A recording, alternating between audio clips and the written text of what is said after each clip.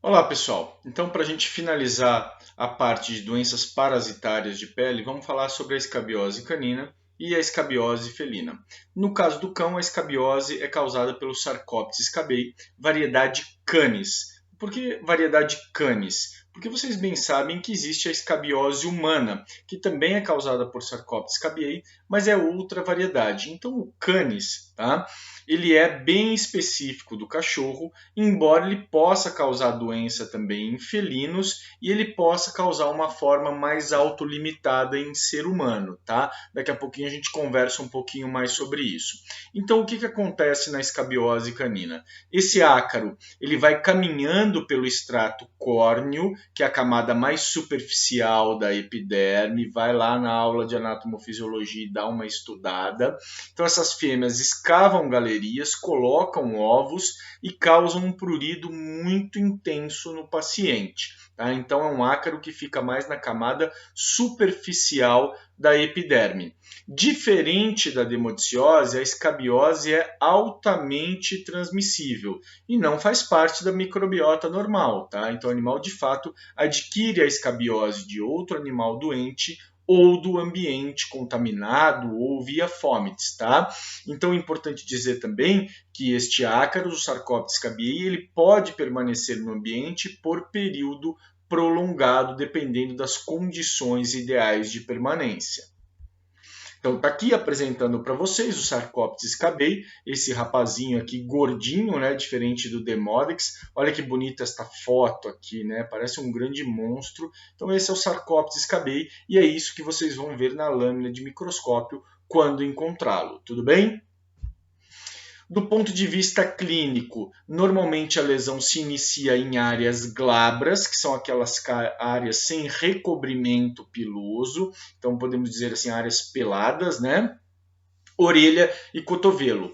Então é bem clássico e bem típico a lesão inicial na região de pavilhão auricular, nas bordas do pavilhão auricular e no cotovelo do paciente. Mas depois a lesão ela tende à disseminação e a tendência do quadro é se tornar difuso, caracterizado por prurido intenso, guardem isso, prurido intenso, tá, pessoal? Escabiose é uma doença pruriginosa. É o quadro que a gente costuma dizer que o cão coça no consultório. Muita doença pruriginosa, o cão não coça no consultório, né? Ele está interessado nos cheiros, no que ele está vendo, está nervoso, mas escabiose não tem escapatório. O cachorro coça e coça desesperadamente. Quem já teve escabiose sabe também do que eu estou falando. Do ponto de vista dermatológico, as lesões são caracterizadas por pápulas, então é uma dermatopatia papular, e conforme o animal vai se coçando, ele vai arrancando o próprio pelo, então a gente tem uma alopecia secundária, né? Uma alopecia por autotrauma. Conforme o quadro progride, também há intenso recobrimento por crostas e processo descamativo associado à escoriação, né? O animal acaba se machucando pelo intenso autotrauma. E como eu já falei anteriormente, a doença até pode acometer felinos, mas isso é mais raro. No caso do gato, em geral, a doença é causada por outro ácaro que a gente vai ver daqui a pouco, e não Sarcoptes scabiei. Então está aqui um quadro, né, de escabiose, paciente jovem apresentando, ó, veja um espessamento cutâneo causando o enrugamento da pele na região cervical ventral. Veja um intenso quadro descamativo com espessamento da borda auricular, da região facial e a tendência do quadro de se tornar disseminado, né? Com alopecia por autotrauma, intenso quadro descamativo, espessamento cutâneo, muito prurido. Essa é a característica fundamental da escabiose canina.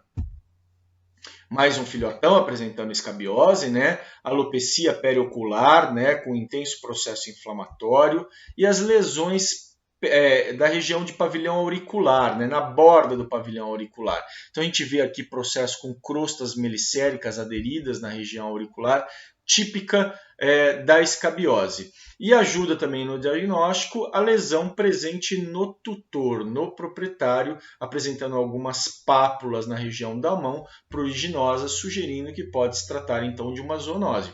Como eu disse para vocês, a escabiose ela é transmissível para o ser humano, mas a variedade canis tende a causar uma doença mais autolimitada. Para a medicina humana, do ponto de vista epidemiológico, é mais importante a transmissão do Sarcóptes pessoa a pessoa da variedade mais específica do ser humano. Tá joia, pessoal? Então está aqui outro filhotão, né, apresentando aí lesão intensamente hiperceratótica, com espessamento, enrugamento, muito restrita aqui nesse caso a região da face, mas tendendo posteriormente à disseminação. Né? A gente vê lesões erodidas aqui, erodulceradas na região de membro, axila. Vejam como a região perilabial nesse caso aqui está cometida e espessada, um caso de escabiose canina também. Esse caso aqui é um cole adulto que eu atendi, para vocês verem já uma característica mais papular da doença. Né? Então aqui a região abdominal desse cole, apresentando múltiplas pápulas na região abdominal, de característica bastante pruriginosa. Tá joia, pessoal? Para quem não se localizou, aqui a região do prepúcio, do pênis do animal, tá? Região cranial, região caudal e múltiplas pápulas na região abdominal ventral. O diagnóstico, então, da escabiose é feito fundamentalmente por raspado, tá? Vou conversar o diagnóstico definitivo, mas tem uma manha clínica muito interessante, pessoal, que é o reflexo otopodal. Vou mostrar para vocês um filme. Como é que funciona esse reflexo? A gente pega o pavilhão auricular, esfrega o pavilhão auricular, né? Pega uma borda, dobra e esfrega o pavilhão auricular, e até 90% dos cães com escabiose apresentam movimentação do membro pélvico. Vocês vão ver exatamente do que se trata, tá? E é bem fácil de fazer e tem uma alta sensibilidade. Ele não é específico, tá? Pode ocorrer em outras condições, mas é bem interessante de realizar. E aqui o raspado tem algumas considerações importantes. Lembra na demodiciose que eu falei que o diagnóstico é facilmente feito através do raspado? Então, aqui a gente tem um problema, né? O diagnóstico definitivo pode sim ser feito através do raspado. E a gente pode observar vários estágios do ácaro e até mesmo os seus ovos, tá? Isso define o diagnóstico da escabiose. O problema é a sensibilidade do raspado. A gente encontra o ácaro em 20 até 50% dos casos de escabiose. Ou seja, boa parte dos animais que têm escabiose, a doença passa despercebida no raspado. Então o raspado dá negativo, mas o animal tem a doença. Tá? Então, para minimizar essa falta de sensibilidade, é importante raspar múltiplas áreas, priorizando principalmente as margens auriculares e o cotovelo, e evitar também lesões que estejam com indícios de contaminação, com pus ou gravemente escoriadas. Professor, e se eu não acho o Sarcóptes e o animal tem clínica de Sarcóptes, ele tem clínica de escabiose, o que você faz? Você trata. Então, se o animal tem clínica de escabiose, você não encontra no raspado, você trata e faz então o que a gente chama de diagnóstico terapêutico. Problema nenhum. Tá bom? Reflexo otopodal, olha lá. Então, naquele cole, com a doença papular, eu estou realizando aqui o reflexo. Eu não, né? Vocês vejam que a mão... Não é... Deixa eu ver.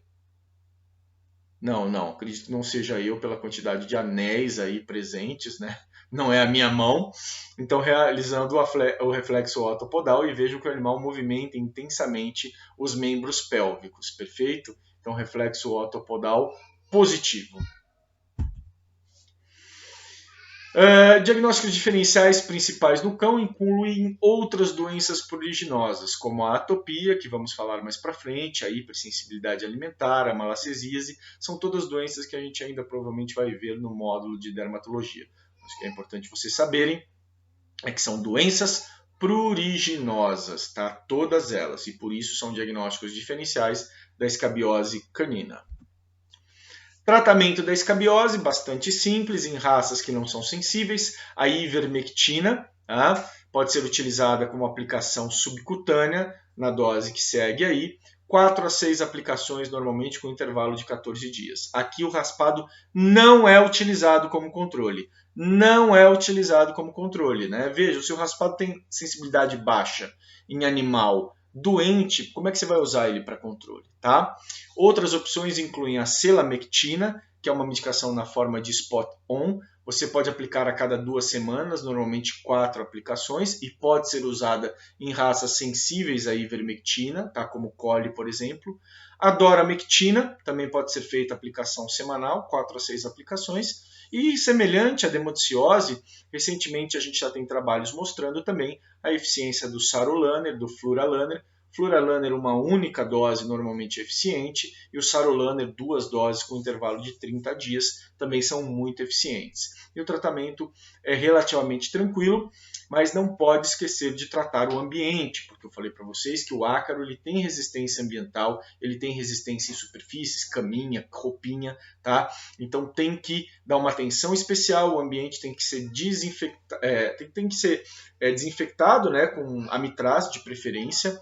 Normalmente você dilui o amitraz em 4 ml por litro e passa em todo o ambiente que o animal fica, tá? E, por exemplo, roupinha, caminha, lavar, passar ferro quente já ajuda bastante, tá? Se houver piodermite secundária, deve ser abordada como vimos nas doenças bacterianas, pode acontecer, é comum que aconteça. E nos primeiros 3 a 5 dias de tratamento, se a coceira estiver muito exacerbada, e pode ser que esteja, pode utilizar prednisona, um corticoide, né, por um período bem curto de tempo para dar um alívio inicial da coceira. Isso pode ajudar a dar um alívio no paciente. Tá joia, pessoal? Finalizamos assim a escabiose canina e vamos falar um pouquinho de escabiose felina. Mas antes, mostrar para vocês o tratamento então dessa pequena, a Simone. Por que a Simone chama Simone? Porque ela foi abandonada, foi achada na rua e ela ficou na internação do hospital que eu trabalhava por um tempo e no prontuário estava escrito S/nome, sem nome. E aí alguém leu Simone, ficou Simone, ela foi adotada e está aqui depois do tratamento plenamente recuperada, né? Tá joia, pessoal? Então vamos falar para a gente finalizar as doenças parasitárias da escabiose felina, que é muito semelhante à escabiose canina, mas causada por outra espécie de ácaro. Nesse caso aqui, o Notoedris cati. Tá joia, pessoal? No outro era o Sarcoptes scabiei. Lembrando que o Sarcoptes scabiei pode acontecer em felinos, mas o mais comum é o Notoedris cati. Então é muito semelhante à escabiose canina no ponto de vista patogênico, tá? As fêmeas escavando galerias, colocando ovos e causando muita coceira. E no caso dos gatos, o quadro típico são lesões auriculares que progridem principalmente para face e pescoço.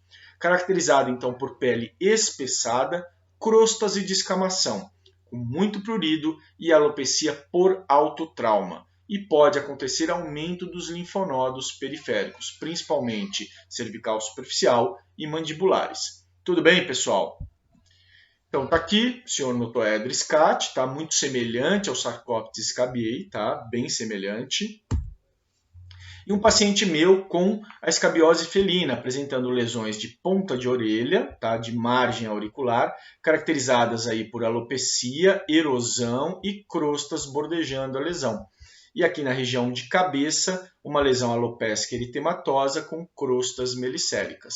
Tá ok, pessoal? Então, quadro de escabiose felina.